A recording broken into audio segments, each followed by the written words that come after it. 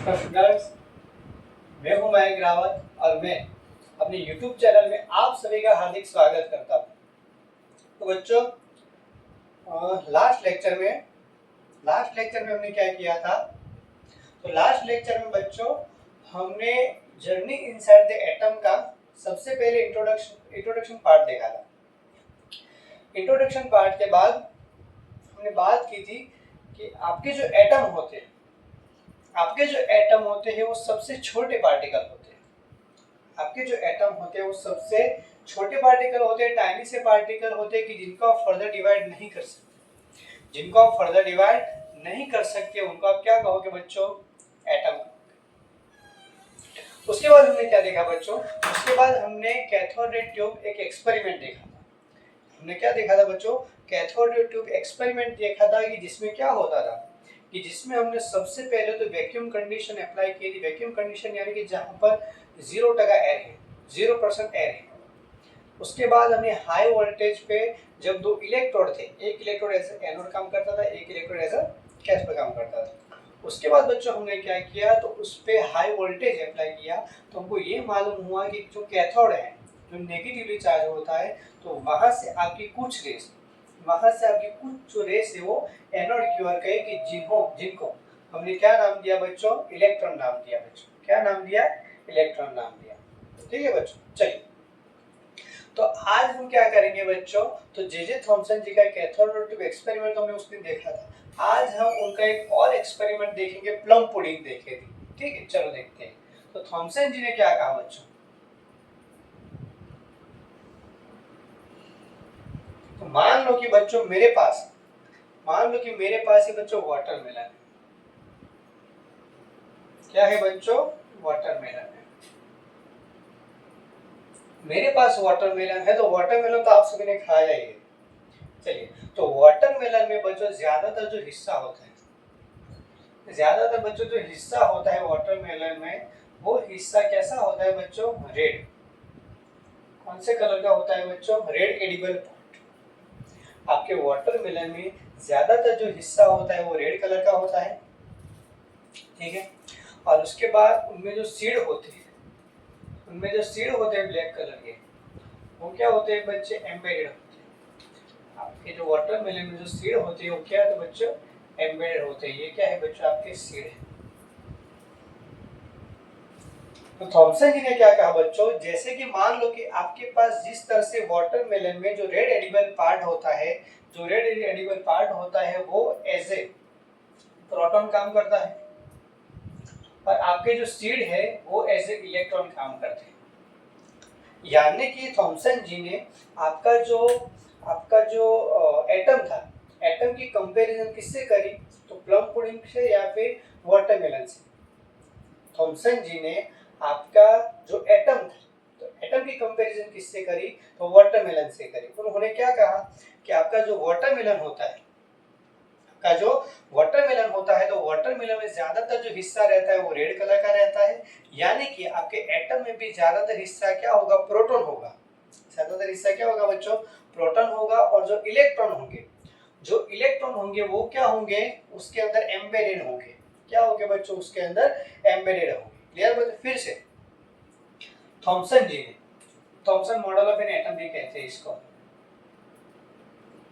Thompson जी ने क्या कहा बच्चों कि मान लो कि आपका ये एटम है, तो एटम में ज्यादातर बच्चों जो हिस्सा होगा वो हिस्सा किसका होगा? प्रोटॉन का होगा। वो हिस्सा किसका होगा बच्चों? प्रोटॉन का होगा। और जो इलेक्ट्रॉन है बच्चों, वो इसके अंदर क्या होंगे? आपके एम्बेडेड होंगे। किसकी तरह? जैसे कि मान लो कि आपके पास वाटरमेलन होता है, तो वाटरमेलन में ज्यादातर हिस्सा क्या होता है? रेड एडिबल जो पार्ट होता है वो क्या होता है आपका? रेड एडिबल जो पार्ट होगा वो क्या होगा? आपका प्रोटॉन होगा। और उसके अंदर सीड जिस तरह से एम्बेडेड होते हैं, उसी तरह आपके एटम में क्या होते हैं? जो सीड होते हैं वो एम्बेडेड होते हैं। क्लियर बच्चों? तो थॉमसन जी के अकॉर्डिंग ये था कि आपका एटम का ज्यादातर हिस्सा क्या होगा? प्रोटॉन होगा। और जो इलेक्ट्रॉन है उसके अंदर एम्बेडेड है। इलेक्ट्रॉन क्या है बच्चों? उसके अंदर एम्बेडेड है। क्लियर बच्चों? तो this is all about your Thomson's model of an atom. आपका जो अभी तो न्यू सिलेबस आप पढ़ रहे हो, जो ओल्ड सिलेबस था उसमें भी ये बच्चों था, मतलब सारी की सारी चीजें देखा जाए तो एज इट इज ही थी। उसके अंदर watermelon, water Thompson model of an atom के अंदर इस तरह से वाटरमेलन का आपको फिगर दी गई और उस तरह से दिया गया है। इसके अंदर भी एज इट इज वही चीज आपको दी गई है कि Thompson model of an atom में क्या है, पॉजिटिव स्फीयर। पॉजिटिव स्फीयर यानी कि क्या है कि प्रोटॉन, प्रोटॉन जो होते हैं आपके कैसे होते हैं, पॉजिटिवली चार्ज होते हैं। जो प्रोटॉन होते हैं वो पॉजिटिवली चार्ज होते हैं। क्लियर बच्चों? चलिए उसके बाद उन्होंने क्या कहा, तो Thomson model of an atom में बच्चों यही है कि face the puzzle atoms are neutral so where is the positive charge present. ठीक है, जैसे कि यहाँ पर क्या कहा गया है बच्चों, कैथोड ट्यूब की मदद से तो हमको सिर्फ क्या मिला था, इलेक्ट्रॉन मिले थे, पर अगर आपका जो एटम है वो न्यूट्रल है तो इलेक्ट्रॉन को न्यूट्रलाइज करने के लिए क्या होना चाहिए, पॉजिटिव चार्ज होना चाहिए। तो इसके अकॉर्डिंग फिर थॉमसन जी ने क्या कहा, उसको वाटरमेलन से कंपेयर किया। और वाटरमेलन में जिस तरह से रेड एलिमेंट पार्ट होता है वो प्रोटॉन होता है एटम में, और जो इलेक्ट्रॉन जिस तरह से सीड जिस तरह से एम्बेडेड होते हैं उसी तरह क्या होगी आपकी इलेक्ट्रॉन प्रोटॉन के अंदर एम्बेडेड होगी। चलिए बच्चों, to solve this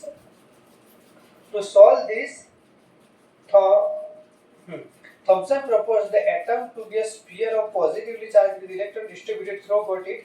This model was compared to a pudding with plums embedded in. जिस तरह के plums में, जिस तरह के पुडिंग में, इसके प्लम पुडिंग मॉडल भी कहते हैं। जिस तरह पुडिंग में प्लम्स क्या होते हैं, एम्बेडेड होते हैं, उसी तरह आपके एटम में जो इलेक्ट्रॉन होते हैं वो एम्बेडेड होते हैं। तो यही बच्चों आपको बात की गई है। ठीक है बच्चों, बस यही सारी चीजें हैं जो मैंने आपको बात की, बहुत ही सिंपल है। चलिए अब बच्चों मोस्ट टाइम भी टॉपिक यानी कि Rutherford's model of an atom, gold foil experiment. आज बच्चों हम सिर्फ दो थियरी देखेंगे। दो थियरी आप पढ़ लो अच्छे से, ये तो बहुत सिंपल है। Thompson model of an atom आप इसीलिए लिख सकते हो।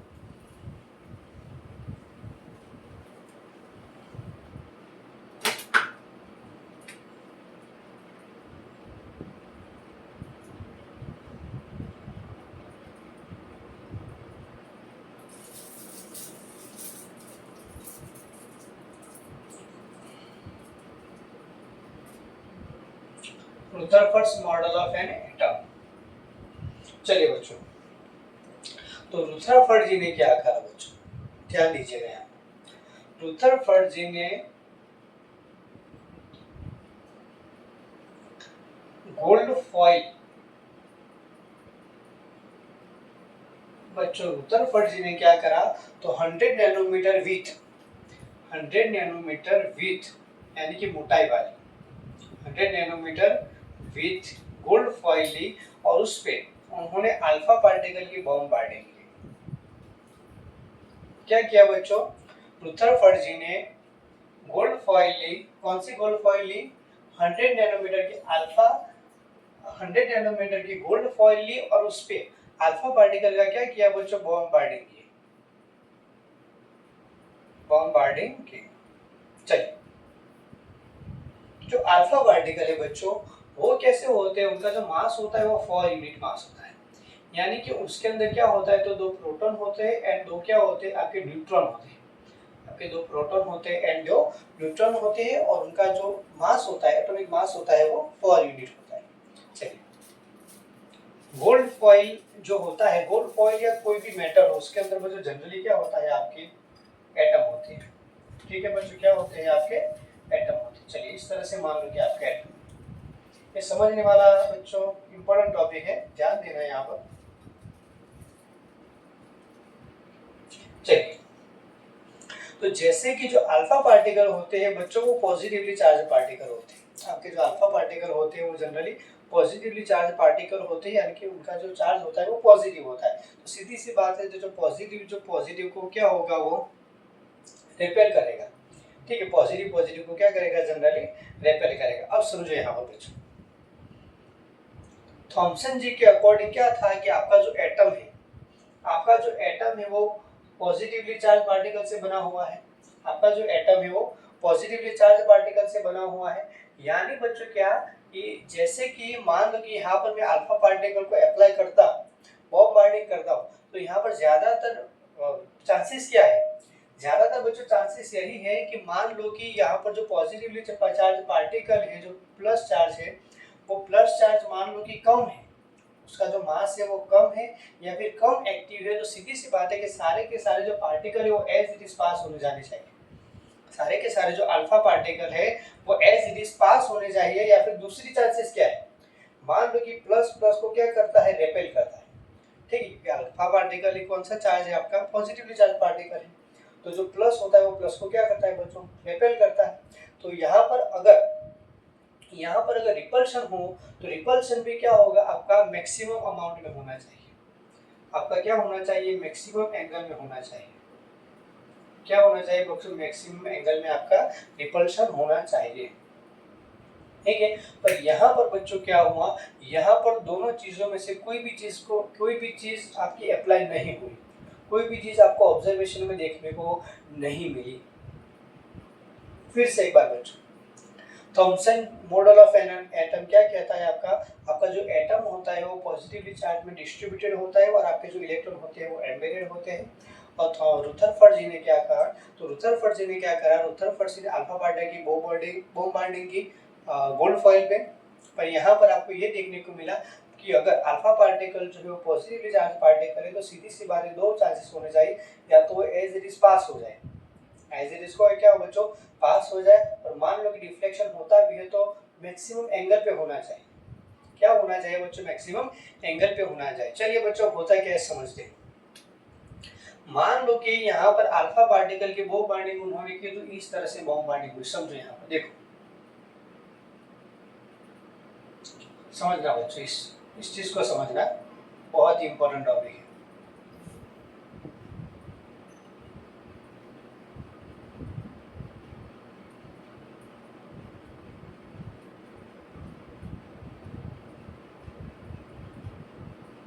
चलिए बच्चों, यहाँ पर देखिए, तो यहाँ पर बच्चों जब उन्होंने अल्फा पार्टिकल की बॉम्ब बाइंडिंग करी तो बॉम्ब बाइंडिंग के बाद उनको क्या देखने को मिला बच्चों, यहाँ पर ज्यादातर जो पार्टिकल थे आपके अल्फा रेस थे, अल्फा पार्टिकल थे, ज्यादातर आपके alpha rays as it is pass हो गए। आपके ज्यादातर जो अल्फा पार्टिकल थे वो क्या हो गए, एज इट इज पास हो गए, जैसे उनको कुछ पॉजिटिव चार्ज से लेना देना ही नहीं था। और कुछ पार्टिकल का क्या हुआ बच्चों, थोड़े बहुत पार्टिकल का यहाँ पर क्या हुआ, यहाँ पर डिफ्लेक्शन हुआ मिनिमम एंगल पे। यहाँ पर जो एंगल था वो क्या था बच्चों, मिनिमम एंगल था। क्या था बच्चों, मिनिमम एंगल था। क्लियर बच्चों। फिर से एक्सपेरिमेंट के ऑब्जर्वेशन में क्या एक्सपेक्टेशन थी, एक्सपेक्टेशन ये थी कि ज्यादातर हिस्से का या तो फिर एज इट इज सारा का सारा जो हिस्सा है, ठीक है, सारा का सारा जो हिस्सा है वो क्या होना चाहिए, पास हो जाना चाहिए, या फिर मैक्सिमम एंगल में डिफ्लेक्शन होना चाहिए। पर यहाँ पर दोनों में से कोई भी चीज देखने को नहीं मिली। यहाँ पर क्या हुआ, आपका अल्फा पार्टिकल ज्यादातर जो थे वो एज इट इज पास हो गए, और उसके बाद हमको क्या देखने को मिला, मैक्सिमम अमाउंट पे डिफ्लेक्शन ना हो के आपके मिनिमम एंगल पे डिफ्लेक्शन हुआ। और आपके पर 20,000 वन एटम ऐसा था कि जो रीबाउंड हुआ। क्या हुआ बच्चों, रीबाउंड, जैसे कि 180 डिग्री पे रीबाउंड, यानी क्या होगा, 180 डिग्री पे वो जो आपका पार्टिकल था वो क्या हुआ, एज इट इज वापस आ गया। जैसे कि हम जैसे कि गेंद फेंकते हैं तो जिस दिशा में फेंकी वही गेंद हमारी तरफ आ जाती है 180 डिग्री पे, जिस एंगल पे हमने फेंका वही एंगल पे हमारे पास वापस आ गया। इस तरह से आप देख सकते हो, है ना, इस तरह से आप देख सकते हो, इस तरह से। तो ये कब हुआ, पर 20,000 एटम पर एक पार्टिकल, एक रे ऐसी थी जो एज इट इज वापस आ गई। खैर बच्चों, चलिए, तो इसका मतलब ये हुआ ज्यादातर हिस्सा अगर आपका पास हो जाता है, ज्यादातर हिस्सा बच्चों अगर आपका पास हो जाता है, सीधी सी बात है, आपका जो थॉमसन जी ने जो कहा था कि आपका जो एटम है उसमें पॉजिटिवली चार्ज पूरे एटम में डिस्ट्रीब्यूटेड है, वो सही नहीं है। आपका जो पॉजिटिव चार्ज है वो क्या होना चाहिए, कहीं सेंटर्ड होना चाहिए, न्यूक्लियस के अंदर होना चाहिए, सेंटर में होना चाहिए। ठीक है, आपका जो पॉजिटिव चार्ज होना चाहिए वो कहीं होना चाहिए, कहीं एक जगह पर होना चाहिए। कहाँ पर होना चाहिए, कहीं एक जगह पर होना चाहिए कि जिसकी वजह से डिफ्लेक्शन हो रहा है, जिसकी वजह से बच्चों क्या हो रहा है, डिफ्लेक्शन हो रहा है। क्लियर बच्चों। तो उसके बाद फाइनली ये कंक्लूजन आया फाइनली ये कंक्लूजन आया कि आपका जो एटम है उसमें जो इलेक्ट्रॉन है वो क्या करते हैं, जैसे कि मान लो कि आपका ये एटम है, तो आपके जो इलेक्ट्रॉन है वो सर्कुलर पाथ में मोशन करते हैं, और आपके प्रोटॉन एंड जो न्यूट्रॉन है वो क्या करते हैं, आपके सेंटर में रहते हैं। आपके प्रोटॉन एंड जो न्यूट्रॉन होते हैं वो आपके सेंटर में रहते हैं, और आपके जो इलेक्ट्रॉन है वो इलेक्ट्रॉन क्या करते हैं, सर्कुलर पाथ में मोशन करते हैं। यानी कि हम सौर मंडल के साथ इसको कंपेयर कर सकते हैं, जैसे कि जो सेंटर में कौन है, हमारा सन है, और सन के आसपास अलग अलग जो है हमारे, जैसे कि पृथ्वी हो गया, चंद्र हो गया, अलग अलग जो है वो क्या करते हैं, उसके आसपास मोशन करते हैं। क्या करते हैं बच्चों, मोशन करते हैं। तो इसी तरह हमारा जो एटम है वो भी ऐसा है कि प्रोटॉन एंड न्यूट्रॉन क्या है आपके सेंटर में, और जो इलेक्ट्रॉन है वो क्या करे, सर्कुलर पाथ में उसके अकॉर्डिंग मोशन करते हैं। चलिए बच्चों फिर से एक बार देख लेते हैं। Rutherford model of an atom. Rutherford ji ने क्या करा, अल्फा पार्टिकल की बॉम्ब बाइंडिंग किस पे की, तो गोल्ड फॉइल पे की। गोल्ड फॉइल पे करने का रीजन क्या था बच्चों, ठीक है, गोल्ड फॉइल पे रीजन करने का रीजन यही था कि जो गोल्ड फॉइल के जो एटम होते हैं, कोई भी फॉइल हो बच्चों, जनरली उनका उद्देश्य यही था कि किसी एटम पे बॉम्ब बाइंडिंग की जाए। क्लियर। तो यहाँ पर बच्चों गोल्ड फॉइल पे जब उन्होंने क्या करी, बॉम्ब बाइंडिंग की, तो बॉम्ब बाइंडिंग करने पर उनको ये मालूम हुआ कि ज्यादातर जो पार्टिकल है वो एज इट इज पास हो रहे हैं।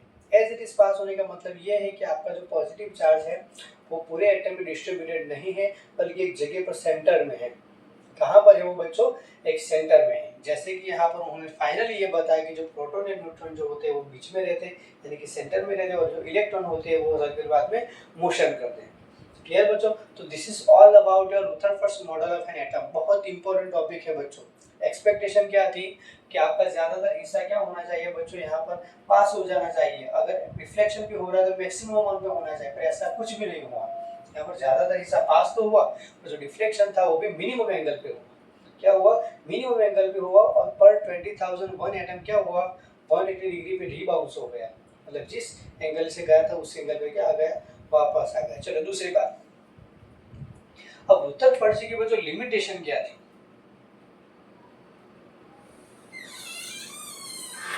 रुदरफोर्ड जी की लिमिटेशन क्या थी बच्चों, समझो। यहाँ पर लिमिटेशन ये थी बच्चों, उन्होंने ये तो कह दिया जैसे कि सौर मंडल में सन के आसपास हमारी जो पृथ्वी है या फिर चंद्र है, जिस तरह से मूवमेंट तो करते हैं, सर्कुलर पाथ में मोशन तो करते हैं, पर वहां पर तो एक ग्रेविटेशनल फोर्स है जो इनको क्या करता है, अट्रैक्ट करता है, और सर्कुलर पाथ में मोशन करने के लिए मजबूर करता है।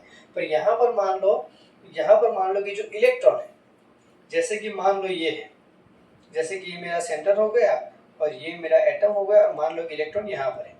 मान लो कि इलेक्ट्रॉन क्या करेंगे, तो रेडिएट होते हैं। इलेक्ट्रॉन क्या करते हैं, रेडिएशन करते हैं। मान लो कि इलेक्ट्रॉन जो है वो क्या करेंगे, सर्कुलर पाथ में मोशन कर रहे हैं, और जो एनर्जी है उसको क्या कर रहे हैं बच्चों, रिलीज कर रहे हैं। इलेक्ट्रॉन क्या कर रहे हैं, एनर्जी को रिलीज कर रहे हैं। तो यहाँ पर क्या होगा बच्चों, इलेक्ट्रॉन ने मोशन तो यहाँ से स्टार्ट किया था, पर इलेक्ट्रॉन एनर्जी को रिलीज करते धीरे धीरे क्या आ जाएंगे, इस तरह से सेंटर की ओर आते जाएंगे, और इस समय ऐसा आएगा कि जहाँ पर कहाँ पर चले जाएंगे, सेंटर में चले जाएंगे। और अगर ऐसा होता, अगर इलेक्ट्रॉन सेंटर में चले जाते एक समय पर, तो क्या ये जो हमारा एटम है वो स्टेबल होता, क्या हमारा ये जो एटम है वो स्टेबल होता। ठीक है बच्चों, फिर से समझो। यहाँ पर अगर हमारे इलेक्ट्रॉन एक समय पर ऐसा है कि जैसे कि मोशन करते धीरे धीरे सेंटर में आ जाए, तो क्या पॉसिबिलिटी है कि हमारा ये एटम स्टेबल हो, तो फिर एटम स्टेबल ही नहीं होगा। पर हमारा एटम तो स्टेबल है, पर हमारा एटम क्या है बच्चों, स्टेबल है। इसका मतलब ये हुआ कि यहाँ पर कुछ ना कुछ लिमिटेशन है, कुछ ना कुछ यहाँ पर और ऐड करने वाली चीज़ है कि किसकी वजह से इलेक्ट्रॉन सर्कुलर पाथ में मोशन करते हैं, ऐसी क्या चीज़ है। तो उसके लिए बाद में एक और एटम आया, वो आया Bohr's model of an atom, जो हम नेक्स्ट लेक्चर में पढ़ेंगे बच्चों। Bohr's model of an atom की हमको ज़रूरत क्यों पड़ी बच्चों, है Bohr's model of an atom की ज़रूरत क्यों पड़ी, क्योंकि रुदरफोर्ड जी ने जो बात करी, जो इलेक्ट्रॉन है वो सर्कुलर पाथ में मोशन करते हैं, और जो प्रोटॉन एंड न्यूट्रॉन है वो सेंटर में रहते हैं। वो बात सही है, वो बात बच्चों सही है। उसके बावजूद उसके बावजूद बच्चों यहाँ पर क्या सीखने वाली बात है, क्योंकि यहाँ पर उन्होंने जो कहा जो इलेक्ट्रॉन है वो आपके मोशन करते करते करते एक समय ऐसा आ जाएगा कि वो सेंटर में चले जाएंगे, क्योंकि वो क्या करेंगे, रेडिएशन को है वो एनर्जी को क्या करेंगे, रिलीज करेंगे। ठीक है, वो इलेक्ट्रॉन जो होते हैं वो एनर्जी को एब्जॉर्ब भी कर सकते हैं और एमिट भी कर सकते हैं। चलिए, तो यहाँ पर ये था कि स्टेबिलिटी के बारे में उनकी लिमिटेशन क्या थी बच्चों की, उन्होंने स्टेबिलिटी के बारे में कुछ भी नहीं कहा। ठीक है, उन्होंने स्टेबिलिटी के बारे में कुछ भी नहीं कहा कि आपका जो एटम है वो स्टेबल क्यों है, आपका जो एटम है वो स्टेबल क्यों है, उसके बारे में उन्होंने कुछ भी नहीं कहा। ये उनकी क्या हो गई, लिमिटेशन हो गई बच्चों। क्या हो गई, लिमिटेशन। बाकी उनकी ये बात सही थी कि आपका प्रोटॉन है न्यूट्रॉन सेंटर में और जो इलेक्ट्रॉन है वो सर्कुलर पाथ में मोशन करते हैं। क्लियर बच्चों? तो this is all about your Rutherford model of an atom, gold foil experiment भी कहते हैं बच्चों। समझ में आ गया बच्चों? इस एक्सपेरिमेंट में बच्चों क्या होता है आपका, ठीक है। तो आज बच्चों हम यहाँ तक रखते हैं, नेक्स्ट लेक्चर में हम Bohr's model of an atom पढ़ेंगे। क्लियर बच्चों? और अगर इसी के साथ अपने दोस्तों को भी आप ये वीडियो शेयर कीजिए। क्लियर? पढ़िए शांति से, 2 बार 4 बार वीडियो देखिए। अगर कोई दिक्कत है तो कमेंट सेक्शन में मुझे क्वेश्चन पूछिए। ठीक है, मैं ट्राई करूँगा कि आपका जो रिप्लाई हो दे। क्लियर बच्चों? इसी के साथ अगर वीडियो अच्छा लगा हो तो please like, comment and share करना मत भूलिए। ठीक है बच्चों, थैंक यू सो मच।